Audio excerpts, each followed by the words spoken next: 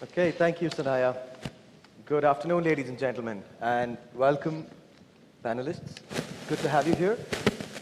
We've been running a little behind time, as you're aware, so we're going to try and keep this crisp. 45 minutes, we're going to have a lot of conversations. We're going to keep this engaging as best as we can. I'm going to jump right into the session. From the very end there, Robin, if I may ask you to take 2 minutes, give the audience here a quick introduction about yourself, what you're into, what you're doing, and so on and so forth, please. Well, we're from the Robina Group, and we're a relatively small development company. We have 6 properties with multiple brands. We have 4 brands right now, from Archipelago, Accor, IHG, Swiss Bell, and soon Art Hotel. And we have it spread out all over of Indonesia. And we're definitely some operators we feel have some strengths and some weaknesses, and we try to put them all together and create a positive effort in running the company. Splendid, thank you. Serena. Okay, so my name is Serena. I am, oh, just very loud. I am with IHG, based in Singapore, looking after the Southeast Asia and Korea area. So IHG, we are a multi-branded company, 13 hotels, 13 brands, 5,000 rooms globally. And I think one of the most exciting bits about IHG is that we are also, launching or have launched 2 new brands this year, the Voco and Regent. So this is really exciting times for IHG to continue to grow into the upper luxury segment as well as in the upscale segment. Great, thank you. Norbert, over to you. You, yes, sir. I can barely hear you. Something. My name is Norbert Vaz, Archipelago International. We are international heritage local hotel operator headquartered in Jakarta. We operate around 140 hotels in Indonesia, have a JV in the Philippines, and are spreading out into the Middle East, India, and Cuba at the moment. Great, thank you. Mira? Hello, good afternoon. My name is Mira. I'm representing the PanoranaLand Development. It's a subsidiary company of Panorama Group. I have one subsidiary company under PanoranaLand Development, which is PHM Hospitality. We manage 11 hotels right now. Some of the hotels are our own, and we are still waiting to develop some more projects. Thank you so much. Guy, finally, over to you, please. Sure. Hi, I'm Guy Phillips. I look after development for Hilton across Asia Pacific, ex-China. Hilton is the world's 2nd largest hotel company. We operate 5,400 hotels around the world, 14 brands. We've been in Indonesia for over 40 years. It's a key market for us. We'd love to be doing more here. We currently have 5 hotels under operation and 15 in our pipeline. Thank you so much. So just to give context to the audience here, you may have noticed we have 2 representations from global brands, one that finds its roots in North America, the other that originated in the UK. We have 2 representations from homegrown domestic brands that have seen success over the years in Indonesia. And we have the man in the center of it all, an owner who owns hotels with both international and domestic brands. So it's going to be an interesting panel. Hopefully we have varied perspectives. Glocalizing, so not really a word, but I think it's become one. A hybrid strategy that embraces elements of both globalization and localization, as you know. Why are we talking about this? Because every emerging market, you will agree with me, has its own nuances, has its own likes and dislikes. The demographics have their own needs and wants. And sometimes it's the local domestic players that grow into a market and actually serve those needs best. And sometimes it's actually international players with all their muscle and all their experience across the world who are able to actually penetrate a market better. We just want to get a perspective on the merits and the pitfalls respectively. I'm going to start with Guy here. Guy, I want to first take a quick break. I understand you've been with Hilton since 2002, if I'm not wrong. Yes. And your company obviously has grown many-fold in that period. 16 years is a long time. Have you seen Hilton on a more broad basis glocalize across markets, and more specifically in Indonesia? Do you believe your firm's done that, or your hotel company has done that? Well, I think Hilton's legacy is one of a pioneering company. I mean, next year we'll be celebrating our 100th anniversary. We've been operating outside of the US for well over 50 years. So we're now operating in 107 markets around the world. So it's part of our DNA to actually go into new markets and to pioneer markets. And really the philosophy that we take to it is that we think globally, but we act locally. So to say whether or not we've accelerated or we've changed the way that we enter into markets in the last 15 years, I think that there has, to some extent, been a greater focus on product offerings that we make certainly to travellers going around the world. So, for example, we launched a program called Wang Hin, which is designed very much at Chinese outbound travellers. We've now introduced that into well over 38 countries in which we operate hotels. So trying to localise our product and also cater more to the demands of our guests as global travellers is something we certainly spend a lot of time thinking about. Thank you. Mira, so 5,400 hotels with the Hilton Group sitting right next to you, 100 plus countries, obviously second largest hotel company on the planet, serious muscle, serious distribution. That's what most global brands bring to the table. How does a hotel company with 10, 11, 12 assets in one market just compete with that? Do you believe you're even playing in the same space? Or, and if you are, how are you competing with such muscle? Wow, tough question. Okay. I believe that every brand, they have their own market, local brands, international brands. I would say, like, for us, being local brands, but we are also following what is in the global standard. For example, like security, HACCP, and those kind of things, we are following that. So we are taking from internationally to our own standard. I believe that everyone has their own market. We are not competing directly in a certain area. I believe in Indonesia that spreading this country is so huge, and then going to secondary and tertiary city, maybe that's our cup of tea. Sure. And I'm just going to follow through with you for a quick minute before I go to Norbert. Would you also therefore say that while there is, like you said, room for everyone to play in a market as big as Indonesia, and you're doing your bit and Hilton might be doing theirs, for instance, would you also say that there are certain advantages that you enjoy being a homegrown company that perhaps Hilton doesn't? And if so, what would they be? For sure. It's easier talking to the Indonesian investor, and for us especially, we have the advantage being a part of the tourism integrated company right now. And yeah, I think that's the advantage for us. Okay. Norbert, I'm going to make my question, can you hear me? I know there's been a little trouble. I'm going to make my question a little more blunt and direct for you. Why should any of the owners sitting in this room sign up with you and not with IHG or Hilton? Well, if you want to work with people, you have to look at people who can think out of the box and are creative. So what you do is you look at people's socks. If they have boring black socks, they can't think out of the box. If they're a little bit more creative and have fun socks, work with them. Yeah. That's what I would say. Okay, that's a great answer. Good. Thank you. Do you want to counter that, Serena? I mean, I'm not wearing any socks. I don't know what this means. Yeah. I mean, that says it all, really, right? No, I mean, I'm just kidding. Okay, I think there is room for everyone. And my advice to a hotel owner, in certain scenarios, has already been, you know what, maybe you are better off with a global operator in that particular case. What I mean by that is, it really depends on where your hotel is, what market you're going for, and what you like to achieve. If you are building a 3, 4-star hotel in a certain area where you already know 70, 80, 90% of your market will be domestic generated MICE business, government MICE business, I see absolutely no reason why you should pay the premium of a global brand. Yeah?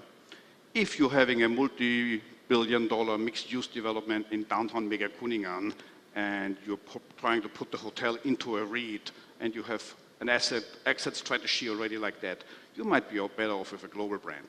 And owners just need to make their due diligence. Don't hire an operator simply because he's wearing beautiful socks. Hire an operator, do your due diligence, and determine what market you are going after. And then also look at the cost. Local companies like us usually have a far, far lower cost structure.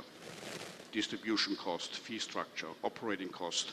And I have many scenarios where I can prove black on white that our GOPs outperform anybody else's GOP in the country.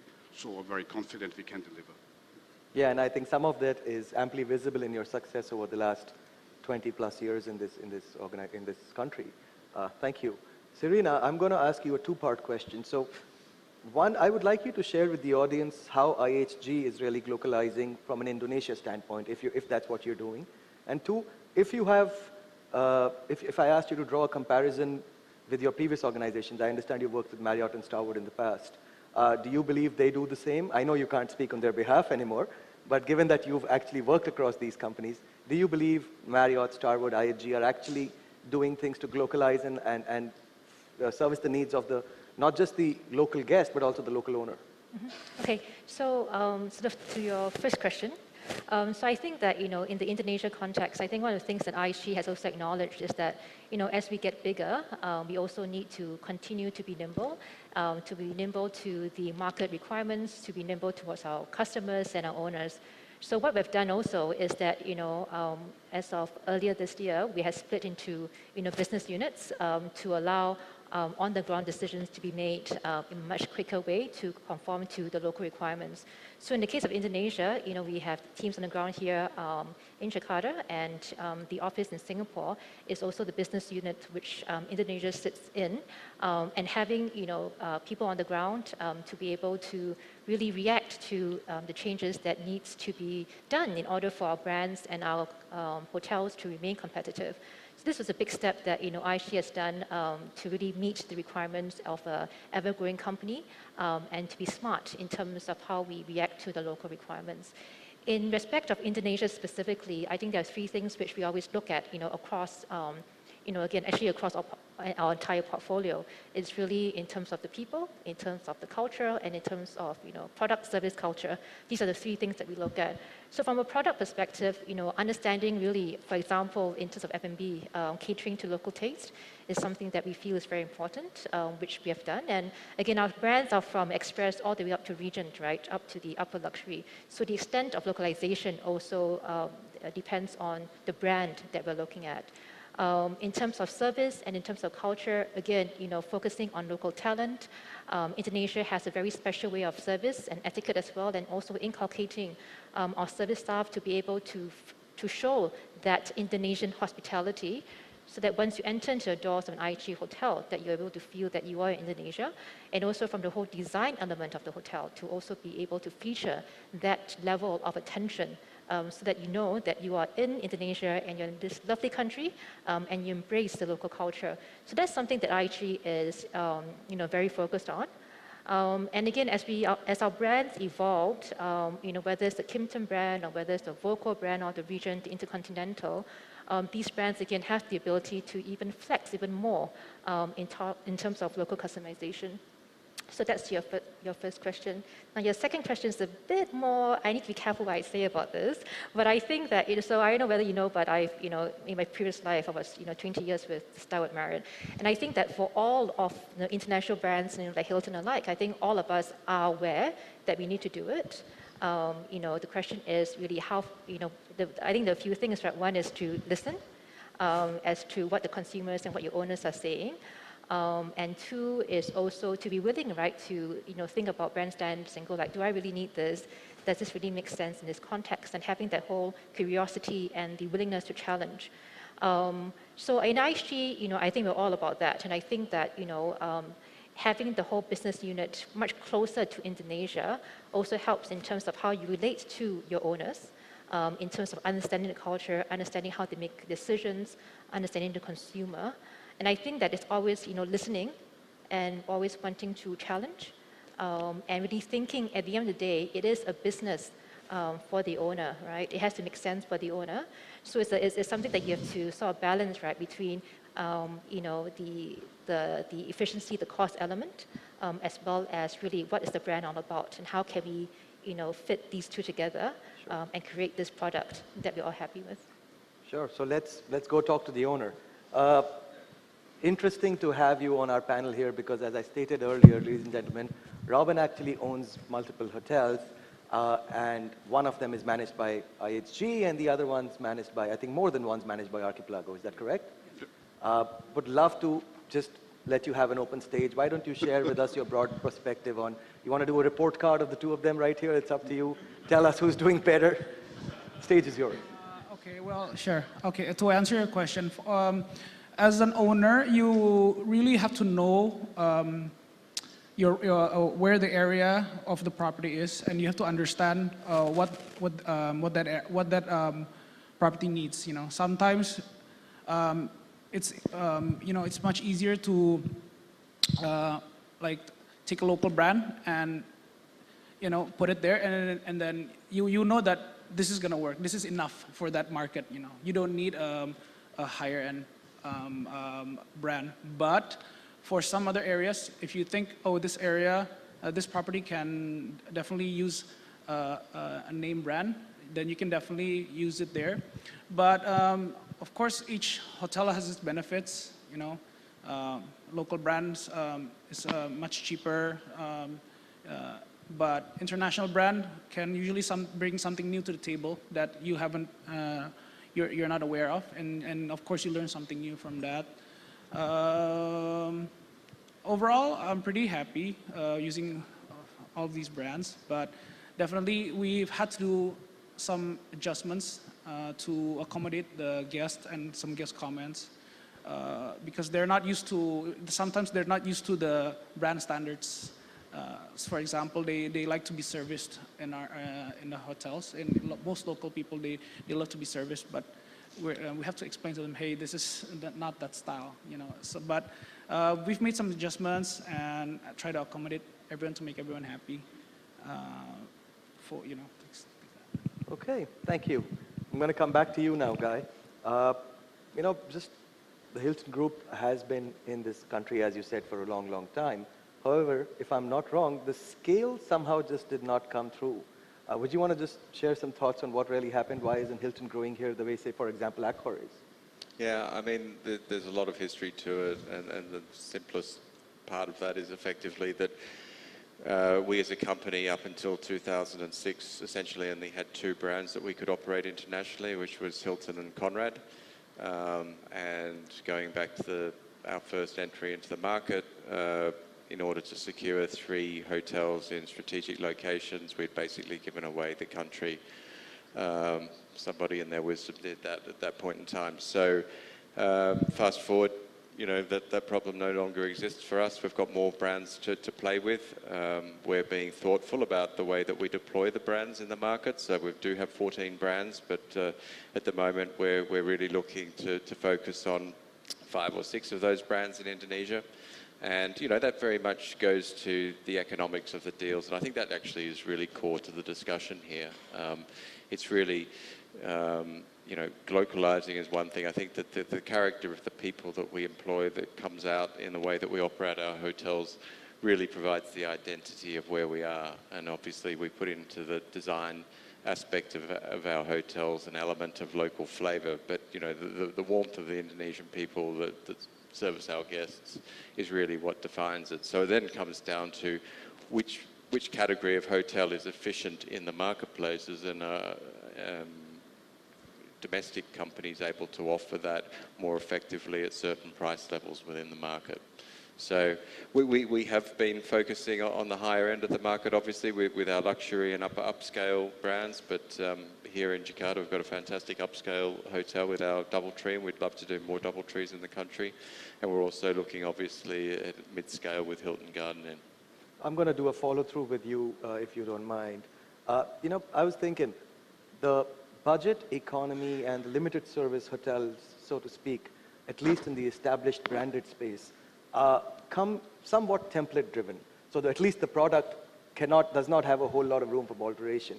So a Holiday Inn Express, for instance, or I would imagine there is a certain prototype for a Hampton by Hilton or a Hampton Inn that does not really offer the opportunity to glocalize a lot. But I would imagine in the luxury and the upscale space, you have that much more of an ability to, from a product standpoint again, steer the product towards what the local market needs. Is that a fair assessment? Well, to an extent, but I think we do have a fair degree of flexibility in the interior design of our focus service hotels. We don't want them to look all the same all over the world, but there will be design attributes and specifications that we will try to keep consistent, and that's part of the efficiency of the design and obviously the affordability of the construction. We don't want to be doing everything bespoke to the same degree that we would be with luxury hotels. But to the same extent, if you visit our Hilton Garden Inn in Bali, you know, I think that's got a very Indonesian flavour about it, a Balinese flavour. So we're flexible to the extent that we can incorporate that into the design, but yeah, we don't want to completely change the design of those models because then you start to lose efficiency. Sure. And Mira, over to you. There's two parts for you. One, just going forward from what Guy just said, I would imagine PHM and Tausya and Archipelago and the domestic players who've actually created a brand from the ground up would probably have that much more of an ability to be flexible to certainly meet not just the owner's needs, but also the market's needs. Would you say that's a fair assessment, that you probably have an edge over the international players here from a customization standpoint? Yeah. Okay. As a local brand, I should say that back to our brands first. We have 5 brands right now. 101 is the most favorable right now, but then somehow the list coming for the Heaven. There is a certain extent that we need to compromise, not the standard, the standard that we can compromise, but a certain level that we still can follow what is the owner's needs, what the owners wants. If you see our hotels, for example, like if I'm taking like 101 brands, it's not like a cookie cutter style, but it has the relation between one to another as a brand itself. What worries me from the investment side is localizing. You are not talking about only about the culture itself, but also from the investment point of view to cater all the needs and what is the customer wants. If I'm seeing like the demographic of Indonesia itself, mostly our market is domestic, right? Especially except in Bali. If I see it, it's very huge in the bottom for the millennial, and after that the Y. So if we make an adjustment to the design and standard, until when it will cater the needs of these customers, and it's related to the investment put in that particular hotels. Okay, thank you. Norbert, you know, as more and more global brands penetrate Indonesia and start creating a serious footprint, you, an Indonesian company, if I'm not incorrect, have serious intents of actually going global and travel to other markets and create a footprint there. You want to share a little bit about the broad contours of that strategy and where it's headed? Thank you very much. As we are still a small and privately owned company, not traded in any stock market, share value and certain growth ratios that have to be achieved doesn't concern us at all. So we can be very selective in what market we go into, and we want to go into markets where we feel very, very comfortable that we can make a real, a real contribution, a real difference. So we look strategically at areas. For example, we just recently signed a very, very important deal in Saudi Arabia for the holy cities with 300 million Muslims and 5,000 Indonesians traveling on an Umrah to Mecca every day. It's very easy for us. I could fill 2,000, 3,000, 4,000 rooms easily with an Indonesian brand in Mecca and Medina. So we're doing that, yeah. We're having a project in Cuba, which is, we were basically selected by the Cuban government because of our track record and our expertise in developing local labor. Yeah? Out of the 140 hotels we operate, 15,000 employees, not a single expat. We do not rely on expat general managers and department heads. It's all Indonesians. And we have a reputation for that. Our training tools and our academy is working very well. That's why the Cuban government contacted us to come to Cuba to help them set something up like that. So there we can really make a difference because we've proven we can do it. So those strategic pockets, that's where we get started first. If I all of a sudden get offered a management contract for a big hotel in the middle of Shanghai, I would probably have to reject because I'm not ready yet. Sure. We don't have the expertise yet. We can't focus on that right now. So we have to be very strategic into pockets where we know what we are doing and where we know we can make a difference. Great, thank you. Serena, I'm going to shift gears, and I was curious if you'd share with the audience this. I believe IHG launched something called the Neighborhood 15 campaign last year. And it's representative of the relationship each hotel shares with the local community, I was told. I think that's a great testament to glocalizing in its own sense. You want to share a little bit more about what this campaign is and how it's impacting the stakeholders? Yeah, so I think local communities is, a very important part that IHG wants to get involved in.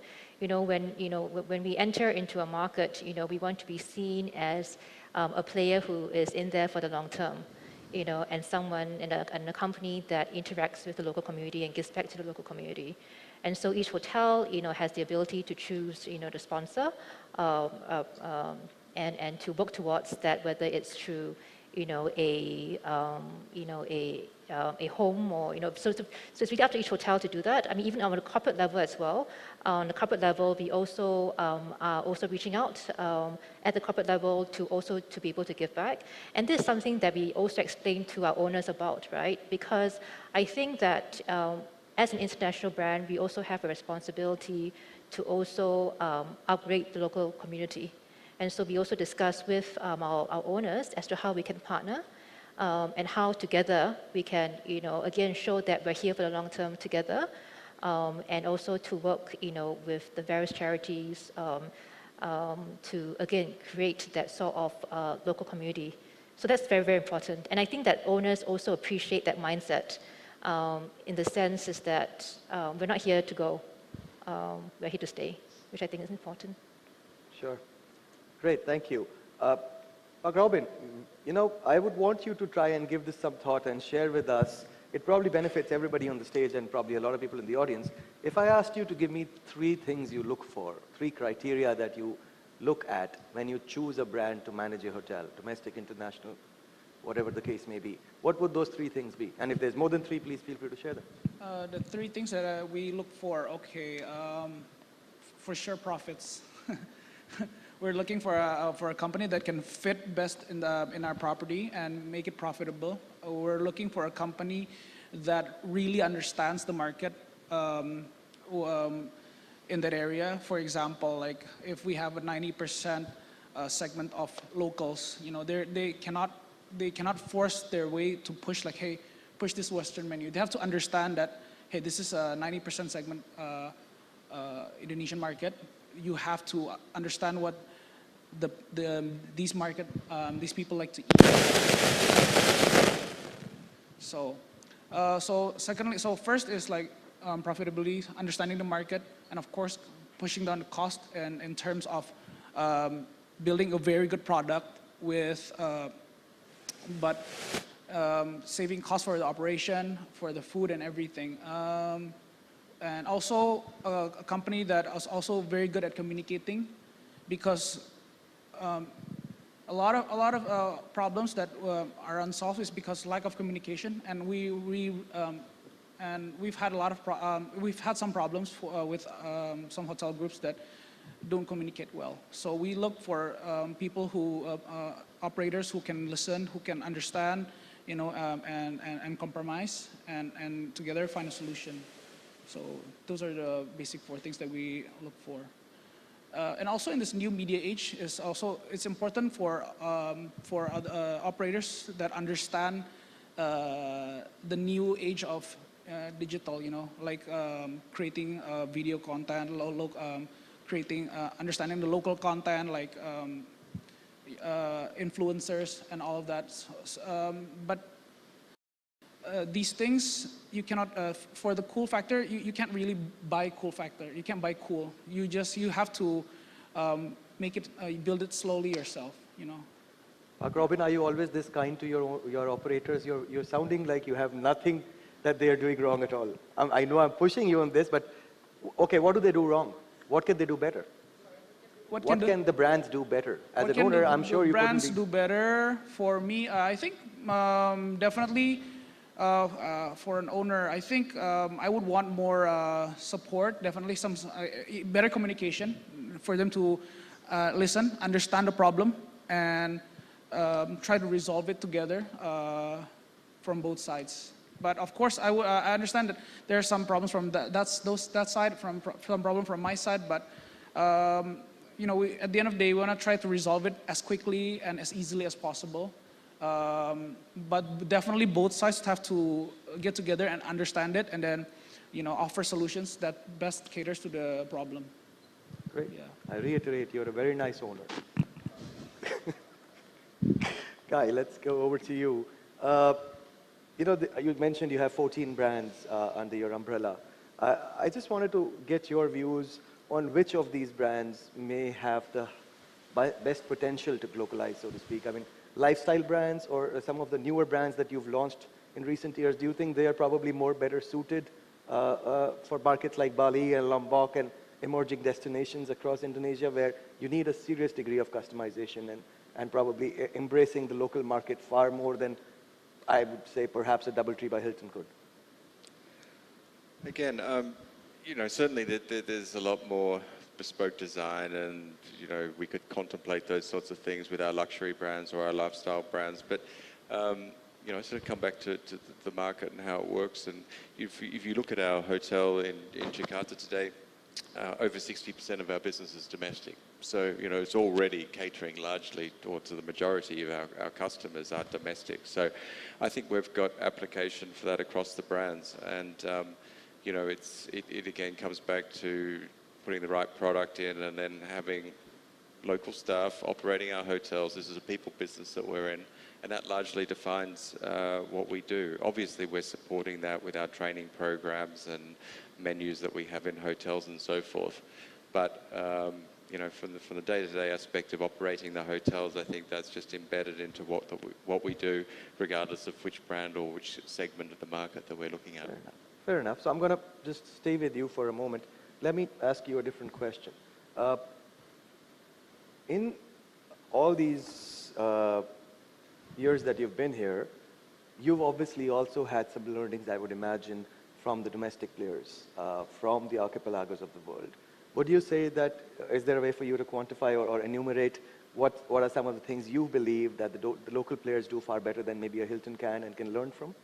Yeah, sure. I mean, I think that's one of the great things about what we're seeing in the market. And, the travel is growing and at an exponential rate. And that's why there is this opportunity, particularly where you see it here in Indonesia, that there's so many strong domestic players, as well as plenty of opportunity for international players.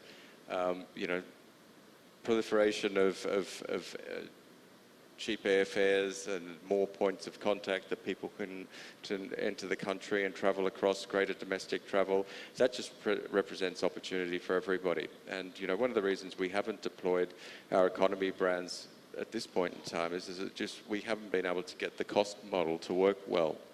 And I think that's where some of the domestic players, or not some of them, they have clearly got an advantage. They're constructing hotels at lower costs than what we have. Their service offering is at a standard that isn't as cost prohibitive as ours would be at that segment of the market. And as the market's starting to grow, and this is why we held back on Hilton Garden Inn for quite a number of years, and it was only about 4 years ago that we decided to really go actively at looking at opportunities here. And that was because we saw rates growing in the market, and it started to be cost effective.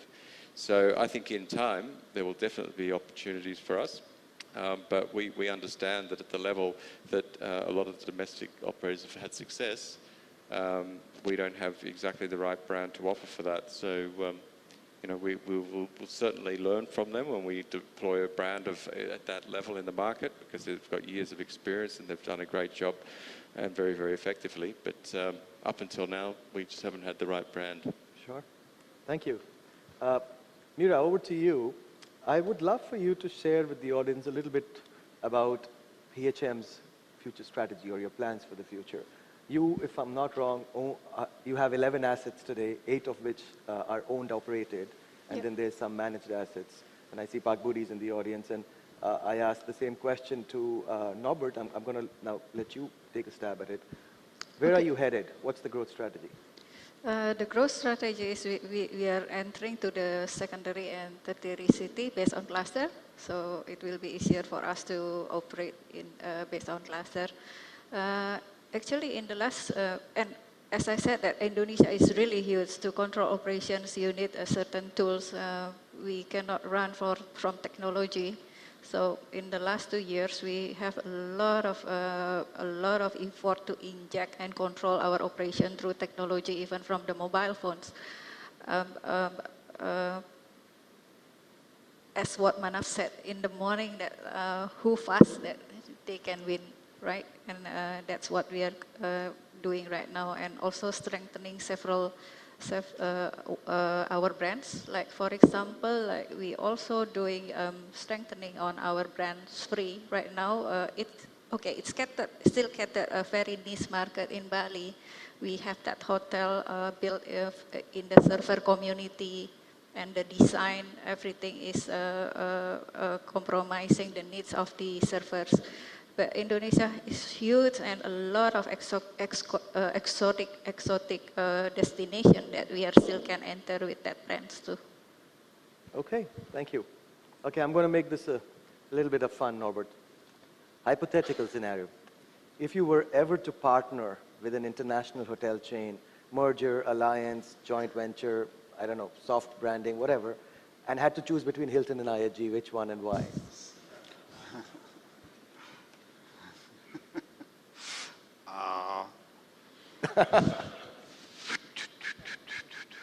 I think it would probably be IHG, only because I know them better. Part of my career I spent with IHG as a director of operations in Jimbaran in Bali, and I have to admit they are number 1 or number 2 for a reason, and there's a lot of very, very good systems in place that I thought were extremely impressive, and I learned a lot while working for IHG. Sure. Okay. Let me ask you a more serious question then. Among your 9, and correct me if I'm wrong, you have 9 brands presently? That's correct, yes. And of your 9 brands, which are the top 1 or 2 brands that are going to drive your growth strategy from here on, both internationally and domestically? Aston, which is our hero 4-star brand, and that again splits into a 5-star sub-brand called Grand Aston and a 3-star sub-brand called Aston Inn. That's number 1. And number 2 is a millennial-centric, modern, rustic, free, 4-star upper mid-scale concept called Harper, which is selling like hot bagels and doing extremely well. And we have deals for Aston and Harper overseas in India, in the Middle East, and in other parts of the world already in place. So we're focusing on those 2. Our budget brands, Faith and Neo, who are basically the most successful and largest and fastest growing budget brands in Indonesia.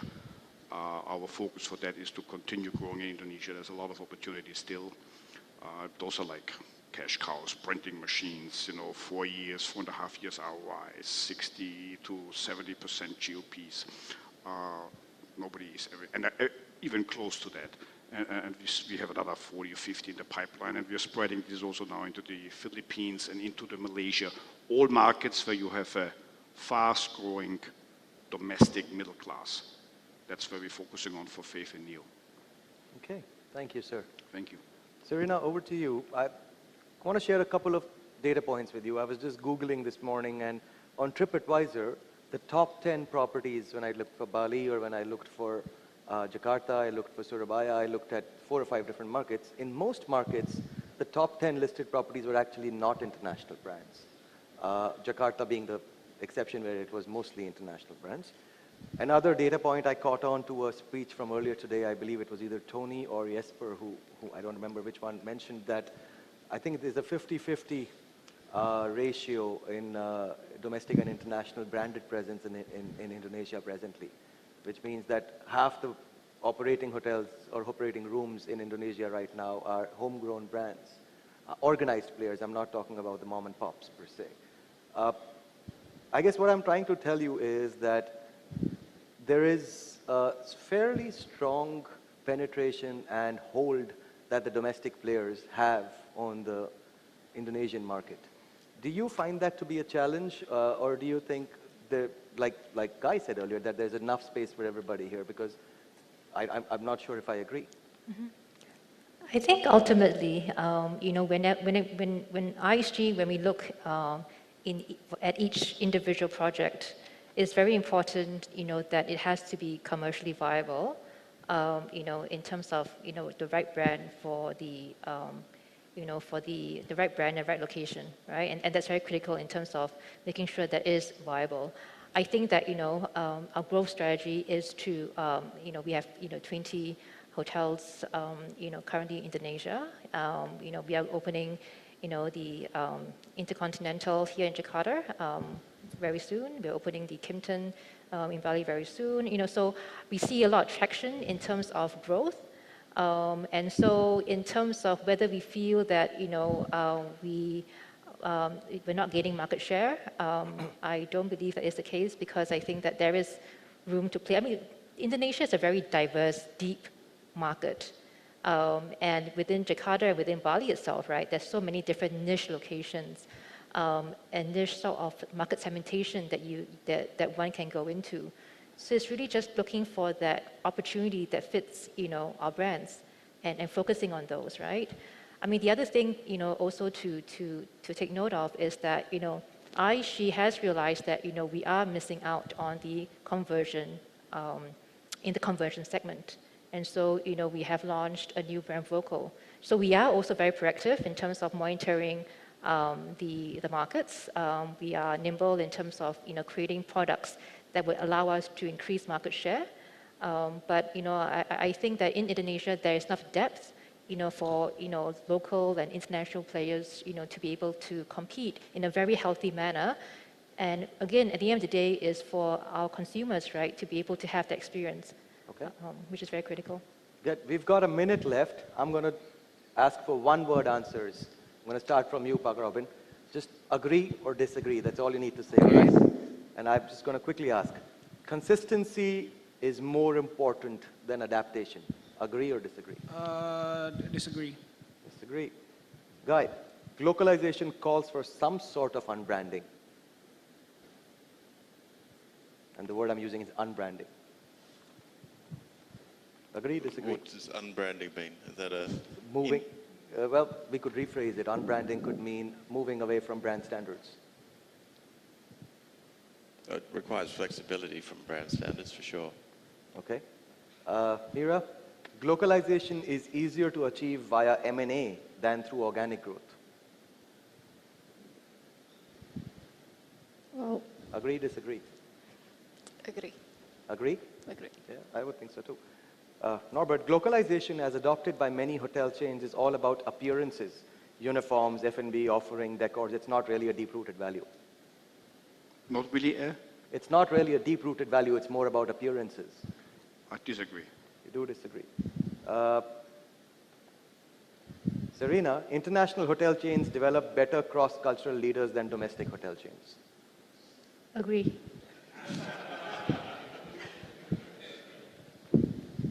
Pak Robin, domestic hotel chains manage their relations with the local hotel owners better than the international ones. Sorry, so That's can you very repeat the fast. The domestic hotel chains manage their relations better with the hotel owner than the international ones. Agree or disagree? bit of both. So, middle. I put it that way. we make him the money that he now needs in order to fulfill the international brand standards. So Fair enough. we make the money, now he can build a Holiday Inn On before that he note, could not. Don't ladies tell and everyone gentlemen, on my books, man. thank you. We're out of time. It was a pleasure hosting you. Thank Thank you. you, everyone.